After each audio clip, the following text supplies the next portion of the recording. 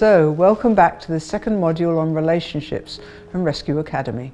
In the introduction, we briefly covered the 3 phases or stages of a relationship. That was the romantic phase, the power struggle or conflict phase, and the deep love phase, in which you feel relaxed joy with your partner. A question I'm often asked is, how do you know whether you can trust your feelings of attraction to someone? Is it love, is it infatuation, or is it plain and simple lust?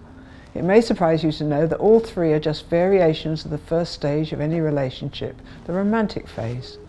Some people believe that love is more meaningful and more likely to last longer than infatuation and lust, which people believe to be inevitably short-term.